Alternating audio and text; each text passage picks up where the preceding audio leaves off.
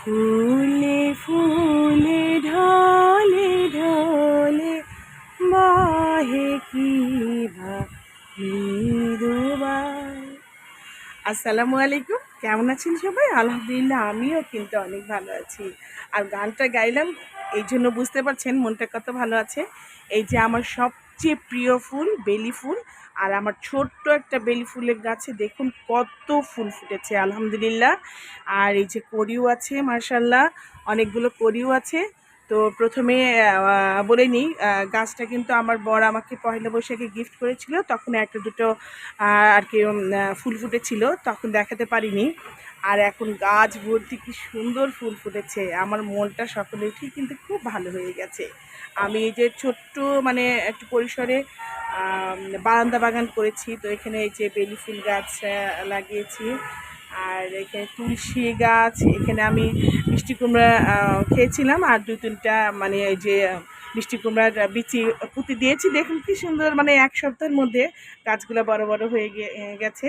আর এই ফুলটার নামটা আমি ঠিক বলতে পারছি না, এটা আমার কয়েক মানে কালারের হয়েছে। এই যে এখানে একটা সুন্দর, এটা এই পিচ কালার হয়েছে, তারপরে এখানে একটা ইয়েলো কালার আছে।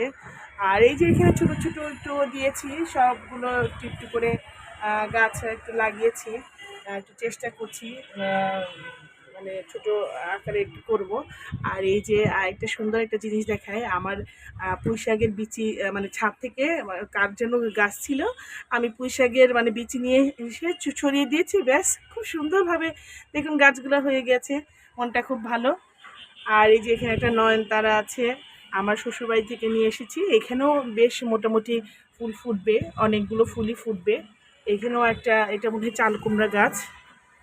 তো যাই হোক, এই দিকেও আছে কয়েকটা, এই যে এখানে এটা ঘাস ফুল, এই যে এখানে এটা ঘাস ফুল। এখানেও কিন্তু কয়েকটা কালারের, তো এই যে এখানে কিন্তু একটা যে অরেঞ্জ কালার, একদম সুন্দর অরেঞ্জ কালারের একটা ফুল ফুটেছিল, মানে ওই সময় আমি মানে ভিডিওটা করতে পারিনি। তো যাই হোক, এখানে যখন ফুল ফুটবে তখন আমি দেখাবো। এখানেও কিন্তু কয়েকটা কালারের আছে, হ্যাঁ। গাছগুলো কিন্তু একটু, আমি ছোট্ট ছোট্ট ডাল একটু ভেঙে নিয়ে এসেছিলাম, তো এখন বড় বড়ই মোটামুটি হয়ে গেছে।